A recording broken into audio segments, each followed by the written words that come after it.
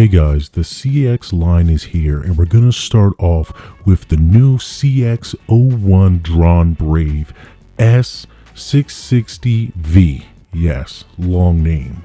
This bay is owned by Jackson Cross. We'll also be taking a look at the new left string launcher that came out from Takara Tomy as well. Let's get to unboxing the new CX line attack type bay.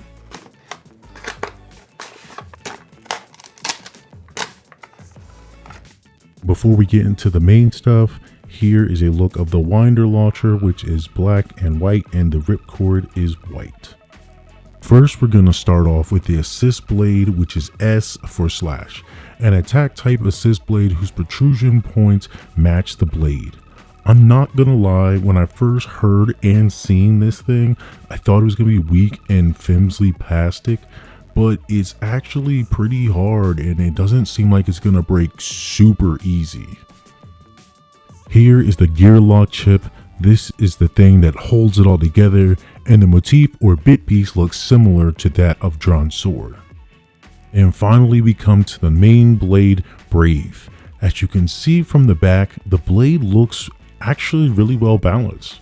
You can also tell that it is basically a reprint of Dran's sword from the shape and the design. It looks like it's going to be a heavy hitter just like the original, so I can't wait to see this thing in action. Now, for the new system, to put the whole blade together, you have to line up the assist blade, match up the hole, spin it around until it fits. Throw the chip in the hole, match the shape like you did when you were a kid. Then you can turn the chip and lock it, and there you have it. You can also use a bit to lock it and unlock it. But as we look at the blade, we can see the assist blade matches the attack, so the assist blade is going to take some of the hits, and the blade put together is honestly, it looks good and it's really thick. It looks really tall, so we'll see how that comes into everything. Now we go to the 660 ratchet.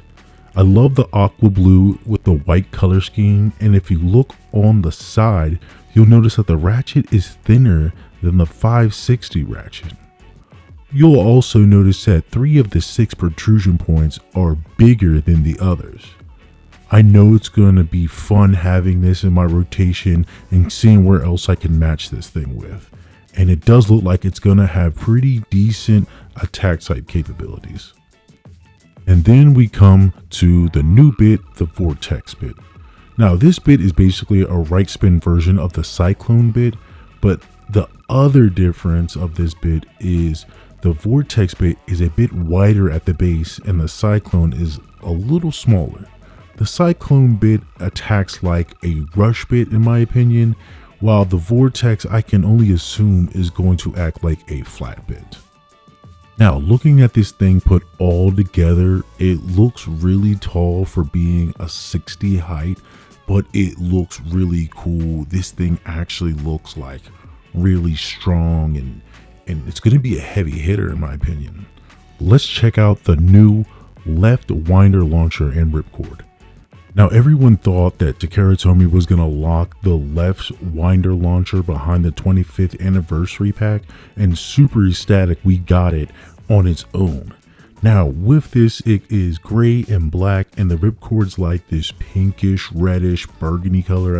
I can't really tell, but the color scheme's real good, and I hope we can get more left spin Beyblades now that we have a winder launcher, and hoping this is kind of like, hey, more to come.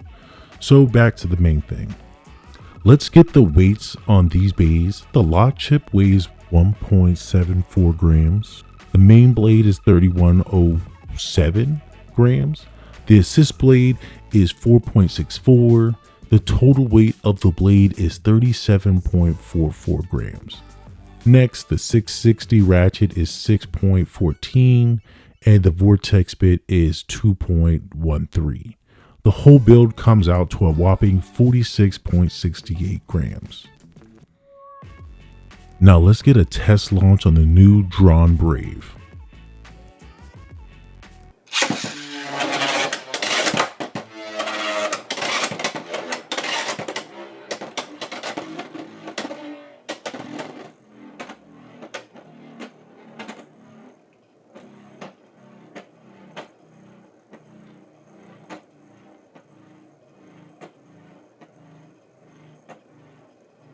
Now let's get some battles in. First, we're going to start off with the new Dran Brave S6-60V versus the heavy-hitting Impact Drake 360 level.